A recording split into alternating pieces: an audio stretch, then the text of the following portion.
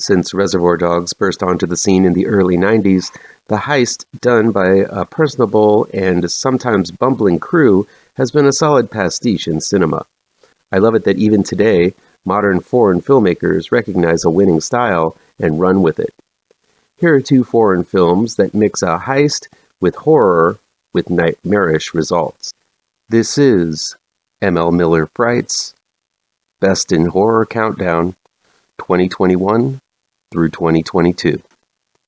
Counting down the best in horror films released from October 1st, 2021 through September 30th, 2022. According to me, M.L. Miller. Here we go. Number 21. Sweetie, You Won't Believe It, aka Zhanym poverish, was released on February 8th, 2022. It's streaming on Amazon Prime. It's directed by Einar Nergaliev and written by Zandos Aibasov, Yernar Nergaliev, and Danyar Sultanbayev. From Kazakhstan comes a rowdy, gory comedy of errors translated to Sweetie, You Won't Believe It.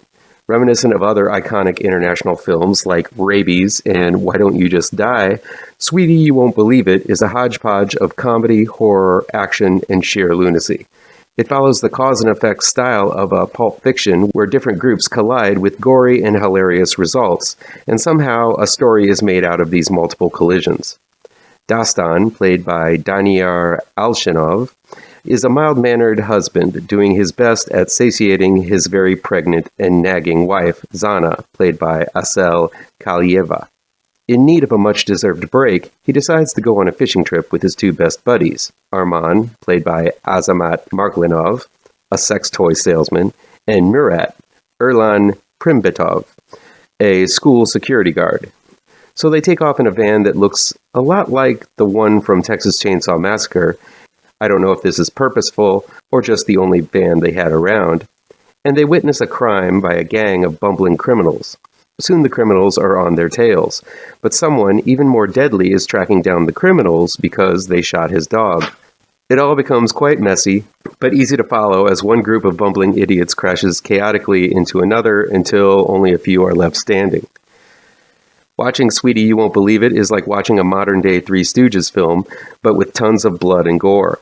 This is slapstick horror at its finest, where heads explode, body parts fly through the air, and blood gets spattered on and in just about everything. One of the criminals faints at the sight of blood, and let's just say he faints a lot. There are twisted sight gags, over-the-top reactions, cartoonishly weird characters, and under-the-belt humor galore, and it's downright glorious to behold. The true highlight is the scarred-faced killer out for revenge for his fallen pooch. The carnage he orchestrates puts most 80s slashers to shame. If you're looking for a film that is utterly unpredictable and undeniably funny as it sloshes through the blood and gore, Sweetie, You Won't Believe It is it. Expect broken jaws, fish-hooked ears, tiny farts, screaming severed heads, fantastic music, and a wall of baby dolls. This film is made up of bits and pieces of so many great films, including John Wick, The Hangover, and surprisingly Australia's The Loved Ones, but still shines as a completely original entity on its own.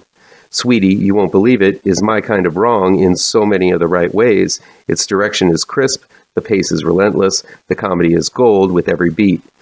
Sweetie, You Won't Believe It won't disappoint. It's the type of film that makes me excited to have watched it so I can recommend it to as many people as I can. Enough praise already. Just go watch it.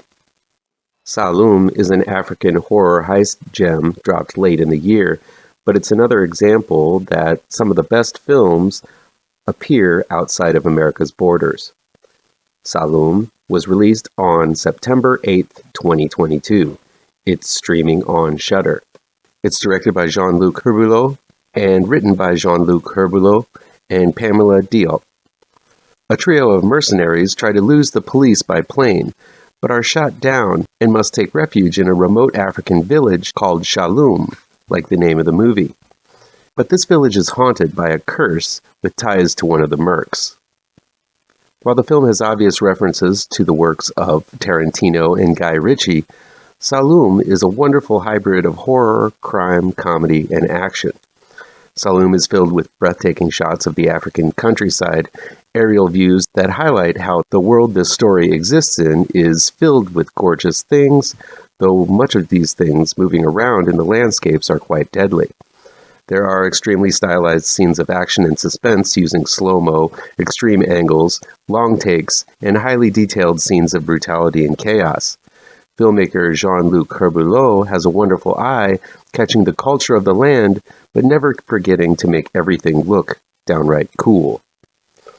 Another amazing aspect of Saloon is the highly detailed and nuanced characters that populate this vibrant film. The three mercenaries are decked out in amazing costumes, reflecting rich history and lives lived. They wear totems and charms, each have their own specific favorite weapons, and feel like detailed history has been mapped out for each of them, despite the fact that not much of it is addressed in the story itself. The lead merc, Chaka, played by Jan Gael, wears thick red gloves. Yes, these gloves look cool, but they also serve a purpose, a symbolic function that we find out later in the film.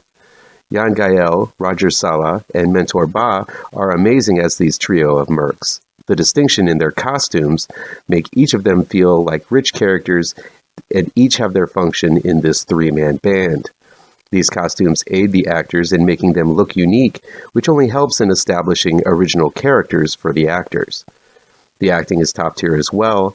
This is an emotional story requiring deeply resonant moments.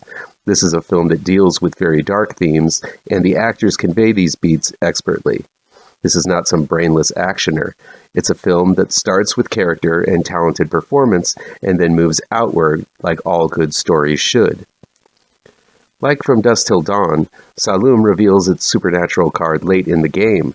Sure, there are hints here and there along the way that something unnatural is going on, maybe more so than in the sudden and jarring switch in the Tarantino-Rodriguez classic.